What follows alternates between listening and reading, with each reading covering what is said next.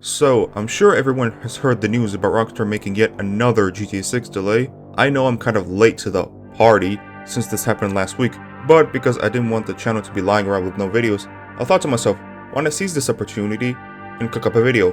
My name is Vice Master, and in today's video, I will be going over the recent news over this delay as well as giving my verdict on it. Let's get the video started.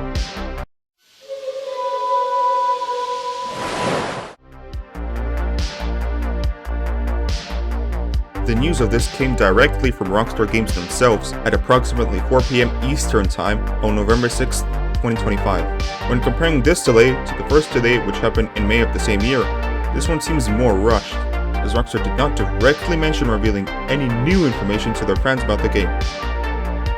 All that was done was Rockstar updating the release date on their Twitter banner, website, and downloadable first and second trailers. This could imply that we are not seeing any news about Grand Theft Auto 6 until next year, given that a new GTA Online DLC is on the way. Around at the same time as the delay announcement, an anonymous GTA Forums user who is now a former employee at Rockstar Games UK Limited, previously known as Rockstar North, made a post about the alleged union busting and firing of employees. For those who don't want to bother reading the whole thing, to put it simply, the HR at Rockstar had hung up on longtime developers who were on leave for personal issues. The employers at Rockstar claimed that the union was formed to leak non-disclosable information about the game. However, the user argues that the union was organized to protest working conditions. Subsequently, 40 employees who were part of the union were simply fired from the company. The main reason I brought this post up in the video is because developers, especially experienced ones, are not easily replaceable, which made many fans concerned about the current stage of GTA 6's development, and some even think it may be delayed to 2027. To share my overall thoughts on the situation, I'd like to talk a bit about GTA 6's release date. The first delay was somewhat unexpected to me. Many fans, including myself, thought that Rockstar had deliberately set the release date of the game 2 years after the announcement to avoid delays. Unlike what they did with GTA 5 and RDR2, since they both got delayed from 2012 and 2017 to 2013 and 2018. Considering that active development of Grand Theft Auto 6 started only in 2020, I can understand this second delay to November of next year.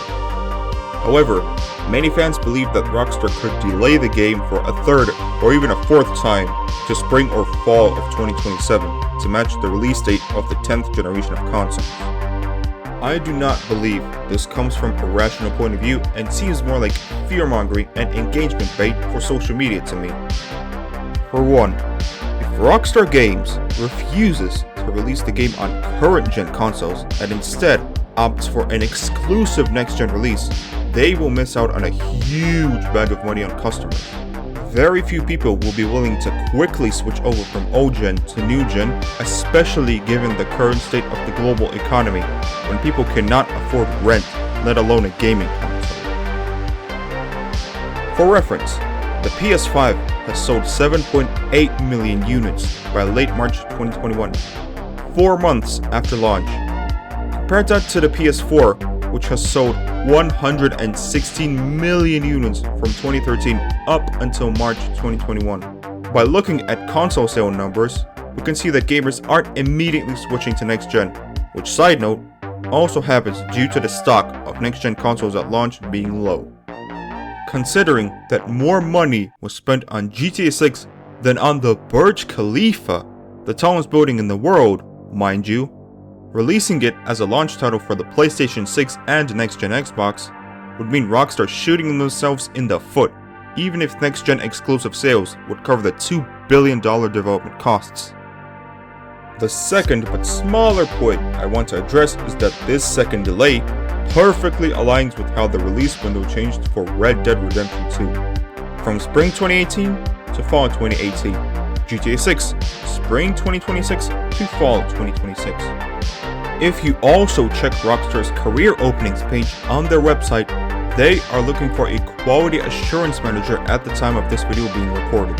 This suggests that the game is in its final stages of development and all that is left to do is fix game-breaking glitches. You might think this is wishful thinking and I'm being too optimistic, but I can use Rockstar's own example to show you that a third delay will almost certainly not happen just for next-gen consoles.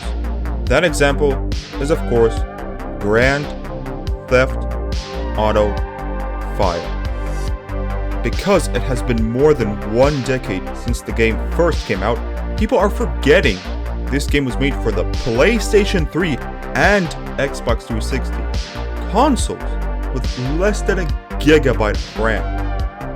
Yet when GTA 5 was delayed to 2013, which coincidentally was the same year the 8th generation of consoles was releasing, Rockstar did not go ahead and say, "Sorry, we are delaying GTA 5 to 2014 to release the game only on next-gen consoles for better looking graphics and FPS." No, they kept the game on 7th gen platforms, managed to squeeze the game into consoles made in 2006 and 2005, and it was still a success.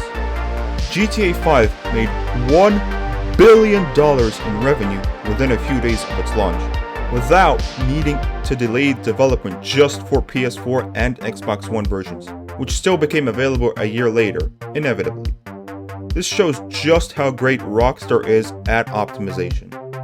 A lot of fans will argue and say, these are just trailers, you cannot judge development progress without seeing gameplay. My reply to that would be that it's pretty much publicly known that both Trailer 1 and Trailer 2 of GTA 6 are using in-game footage, which means Rockstar is using footage running on their own engine, even if it's only cutscene. This is completely different from companies like Ubisoft, who often opt for pre-rendered trailers. Even if the game will run at 30 frames per second only, I can personally tolerate and play that. I would simply be happy that I waited so long for GTA 6 to come out. As for the 40 employees getting fired that were mentioned in the news segment, it's unlikely that Rockstar lost an extra year of development. The game is obviously not only being worked by UK Limited, but by all 10 studios with thousands of employees, including Rockstar India.